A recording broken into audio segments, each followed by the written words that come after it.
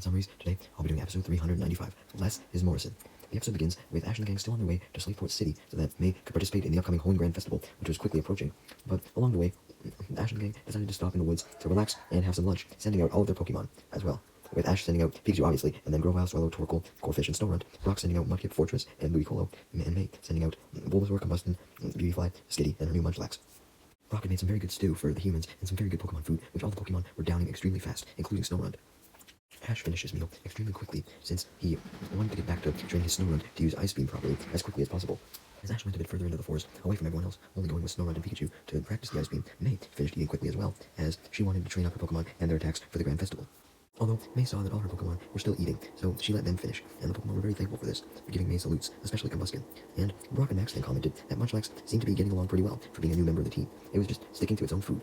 But May realized that she probably should have taught Munchlax some more manners, like she said she was going to do, which involved it not eating other people's food, because it wasn't just berries that it was interested in, but it was interested in all the other Pokemon's Pokemon food as well, and it started to grab the bowls of the rest of the food belonging to May's other Pokemon, and wolfs down all the food in one gulp per bowl, leading May and her other Pokemon to get bitchy as fuck about this, leading Munchlax to walk away. It didn't want to be involved in the argument.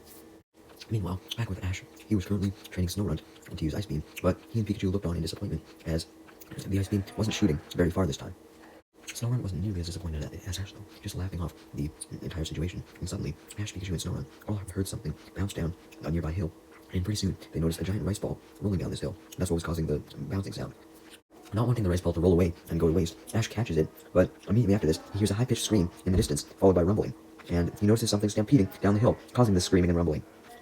Ash was eventually able to make out what this thing was screaming, and found out that it was a guy yelling for Ash to give his rice ball back. But he slips as he runs down the hill, kicking up dust in the process, and bashing straight into a tree. He quickly removed his face from the tree, only to try and ignore the pain he was feeling, which was pretty obvious pain, because his entire middle of his face was red. The guy asked if he could have his rice ball back from Ash, practically demanding it, and Ash had no problem giving it to the guy, except he realized that he no longer had it, and he turned around to see that while he was distracted by the guy crashing into the tree, Munchlax had caught up to him and took the rice ball and was now eating it. Ash tried to stop Munchlax from eating it, but it was too late. It ate it in one single gulp. It was then that May, Max, and Brock, who had come running after Munchlax, arrived and apologized for Munchlax's manners, realizing that it ate the rice ball, and the guy was extremely frustrated, letting out a scream which could be heard through the entire forest. Although, immediately after this, he claimed that he felt better, since after screaming, it just, cheered him up and made him forget about the whole situation. The guy calmed down, then introduced himself as Morrison from Verdanturf Town, and explained that he was training to be a Pokemon Master, and was heading for the Holy League in Evergrande City. Ash got excited by this, and of course introduced himself as well, explaining he wanted to be a Pokemon Master, and was going to participate in the Holy League as well. Morrison then declared that he was going to win the Holy League, and get the trophy and everything, although Ash argued back that he was going to win the Holy League and get the trophy. This leads to an argument between Morrison and Ash about who was the better trainer, with Ash saying that he would be the best trainer in the universe, and Morrison saying that he would be the best trainer in the universe of universes, and Ash saying he'd be the best trainer in the multiverse, etc., etc., etc. And it just kept going. The argument kept on going, as Brock, May, and Max just watched, kind of annoyed, until finally, Morrison and Ash decided to settle this argument by having a battle to see who really was stronger, with Ash, of course, using his best Pokemon, Pikachu. And then Morrison sends out his ace Pokemon, a Pokemon that Ash had never seen before, Beldum. May had never seen it before either, so as she and Max sat on a log to watch, and Brock took the referee spot, May scanned Beldum with her Pokedex to learn more about it, while Munchlax was sitting and watching the battle as well. Anyways, May's Pokedex revealed that Beldum emits magnetic waves to repel the Earth's magnetic field. The battle then began, with Morrison's Beldum starting off with a takedown, and Ash instructing Pikachu to dodge and use Quick Attack, which hits Beldum, which was extra powerful, because despite Morrison giving his Beldum some encouragement, Pikachu jumped and bounced off a tree to give his Quick Attack more momentum. Regardless, Morrison just had his Beldum use Takedown for a second time. This surprised May, as she didn't understand why Morrison was trying the same move after it didn't work the first time, but Max explained that he knew that Beldum was a unique Pokemon, since it only knew one attack, being Takedown, which shocked May, wondering how Morrison thought he could win any battle with just one attack. Leading Max to clarify that although there was a downside to having only one attack, the trade-off was that Beldum was really agile and had a good aim, so it was very rare for the takedown to miss, but ironically, Pikachu was able to dodge this next upcoming takedown, and then use Thunderbolt, hitting Beldum again, stopping the takedown, and stopping Beldum from causing more damage to the ground, because for every takedown, it dug into the ground and kicked up dust as a result. Seeing how good Pikachu was dodging, Max changed his opinion, saying that maybe Beldum was at a disadvantage, and thought that Pikachu would get an easy win now, since Beldum only knew one attack. Morrison was admittedly frustrated with Beldum only having one attack, but he tried yet again, since takedown was all he could do, but Pikachu just jumped out of the way to dodge. Beldum showed off its speed this time though, and quickly followed up with another takedown immediately after, hitting Pikachu and knocking him down to the ground, which kicked up some more dust. Morrison then has Beldum use its speed to its advantage some more, and go in for yet another takedown, while Pikachu is down, but Pikachu tries his best to get up, and does manage to get up, and goes to move out of the way, but before it could, the speedy takedown hit it once again, catching it off guard. Pikachu was almost down, and Morrison got excited by this, so he ordered Beldum to finish off the battle with yet another takedown. But right before the takedown could make contact, Pikachu managed to get back up, determined not to lose, as it countered the takedown with an Iron Tail. Shocking Brock, May, Max, Ash, and Morrison as both Pikachu and Beldum collided, and the takedown Iron Tail created several sparks, which soon caused an explosion. As a result, both Beldum and Pikachu were sent flying back and knocked out. So, Brock officially declared the battle a draw, and Ash and Morrison both ran up to their Pokemon, and Ash made sure Pikachu was okay, and Morrison recalled his Beldum to heal it up. Max and May remarked that the Evergrande Conference would sure have some tough battles if both Morrison and Ash were competitors, that was for sure, although Morrison stated that he would easily win the whole league, or at least get very far, since he had 7 goddamn badges. But Brock then reminded Morrison that he needed 8 badges to enter the whole league, and all the trainers that enter the whole league would have 8 badges, including Ash, and advised Morrison to get his 8th badge quick, since the league was in 2 months, which shocked Morrison, because he didn't know this. Morrison then asked Ash if he had collected 8 badges so far, and Ash and Brock both confirmed this, shocking Morrison even more. Ash then proved that he had 8 badges by showing off his badge case that had all 8 in them. Morrison was in disbelief, so he had to count them to make sure, but sure enough, he counted 8 badges. Morrison admits that Ash was certainly fucking talented, but he remembers how the league was in 2 months, so he hurriedly rushes off in order to get his 8th gym badge, looking to find a gym. Once Morrison had disappeared into the woods, Ash and the gang were kind of annoyed by his sudden outburst, commenting that he needed to cool down and not be so intense. However, Max was the first one to notice that Munchlax had disappeared yet again, and May started to worry about this, wondering where it went, fearing that he was going to try and eat someone else's food. Meanwhile, as for Team Rocket, they were starving, so they decided to have a little picnic. But unfortunately, the only food they had was 1 rice ball, and they all put it on a plate. But the problem was, of course, they all wanted it, and they didn't want to split it into equal parts of 4, because this is 1 rice ball. Like, you can't split it into 4 parts. James was the one who initially suggested that they actually do split it, although Meowth said they should fight for it. Jesse came up with a more balanced approach, which was that they should play rock, paper, scissors for it. They all do rock, paper, scissors, sure enough, but they all tie because they all do rock, of course. They were pissed off by this, and were about to go for a second round, but right as they did, they started to panic as they noticed that the rice ball was gone. Wobbuffet's annoying scream angered the rest of Team Rocket even more, so since they were so set off, they actually did start fighting each other and accusing each other of being the one to take the rice ball without the others noticing, with Meowth first accusing James, James accusing Meowth, and then Jesse and James accusing each other, and then Meowth accuses Jesse and James of splitting it and just taking it away from him. This escalates into a whole fight where a whole bunch of dust got kicked up as a result. But unbeknownst to Team Rocket, it was actually Munchlax who took the rice ball, and was currently hiding behind a bush, observing the fight. Although it barely focused on it because he was too busy enjoying eating the rice ball. Just then, though, Ash and the gang, who had gone looking for Munchlax, managed to find it. May then scolds it for stealing more food yet again, and returns it to its Pokeball to prevent it from stealing any more. May then wonders what to do to stop Munchlax from eating people's food all the time, leading Brock to suggest that May simply keep feeding it her new custom purple surprise Pokeblocks that she made last episode. But May simply stated that it was like feeding a bottomless hole, so it would just be a waste of her Pokeblocks, because even if she fed them, Munchlax would just keep wanting more and more and more. A bit later, Ash and the gang come across a Pokemon Center, and Ash wants to heal his Pokemon up, and they want to take a break there because it was getting pretty late. Although, right as they approach a Pokemon Center, they see Morrison taking a walk to the Pokemon Center as well. Ash and Morrison greeted each other, and Morrison stated that he looked for a gym, but there was no gym on the island, so he decided to just do some training with Beldum instead. Having told himself that there was no need to rush to get his 8th gym badge, 2 months would be plenty of time. Ash agreed that training was probably the most important thing, and asked Morrison about his training regimen, and much to Ash's delight, he and Morrison kind of had a similar training regimen. They would work out their own bodies and train their Pokemon's attacks as well. Morrison then admitted that he was currently taking a little break from training, though, so that he could go and heal Beldum, and Ash said that this was a totally fine thing to do, since he was going to heal up his Pokemon as well. So with that, the two of them started to walk to the Pokemon Center together to get their Pokemon healed, with Max, Brock, and May staying back a little bit, since Ash and Morrison both picked up speed, and they got a little wild running, since they both wanted to race to see who would get to the Pokemon Center first, because they were both competitive. Morrison eventually notices that Ash had passed him, so he quickly runs ahead, and Ash starts to do the same, running past Morrison, and they basically exchange first and second place, trying to beat each other. And eventually, they end up ramming into the door of the Pokemon Center at the same time, and this forces it open, and Morrison and Ash both crash into Nurse Joy's desk. Obviously, Nurse Joy was immensely concerned, seeing Ash and Morrison suddenly slide across the floor and bash into her desk, and asked if they were alright, but Morrison and Ash don't even respond, and they simply just give Nurse Joy Beldum and Pikachu's Pokeballs, and they beg Nurse Joy to heal them, and Nurse Joy agrees, just shrugging off what happened with Ash and Morrison, although she was still surprised. Just then, Max, May, and Brock arrived at the center finally as well, and Morrison decided to join Ash and the gang for dinner at the center, since they were both starving, and they ended up having an eating contest, seeing who could eat the most, because Morrison at first started it by taunting Ash, saying he could eat 20 cookies.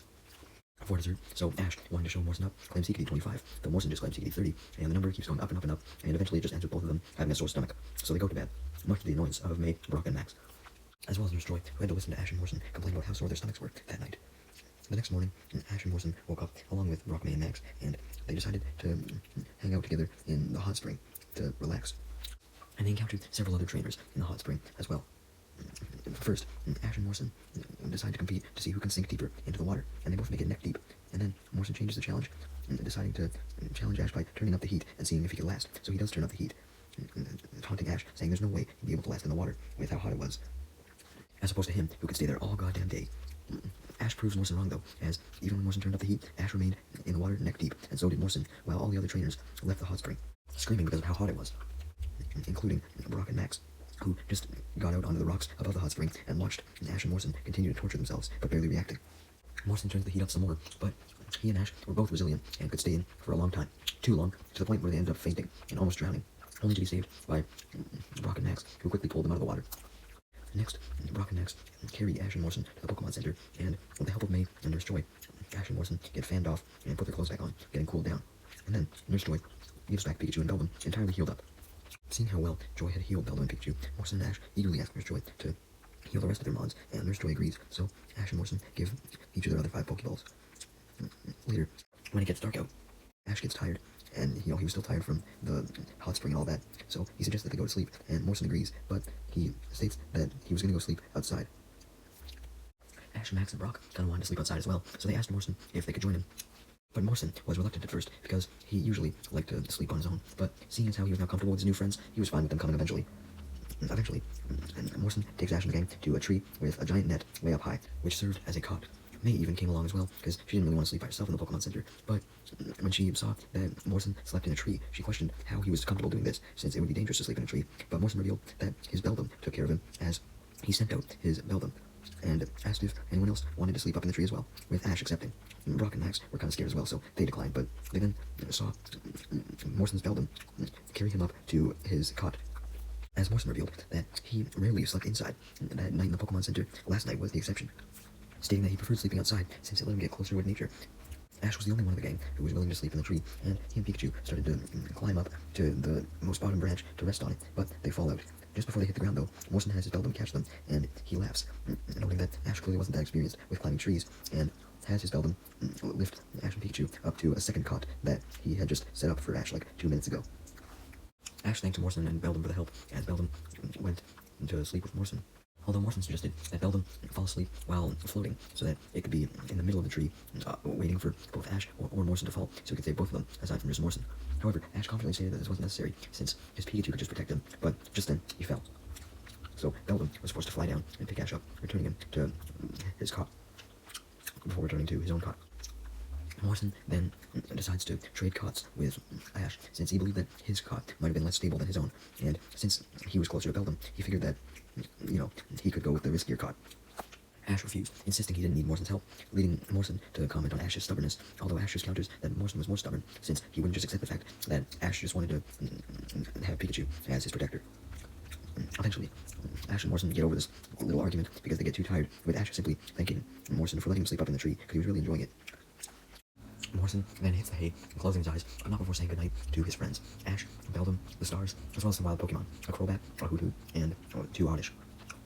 Ash went to sleep immediately after this, because it had been a long day. The next morning, May had decided to try and do something about Munchlax now.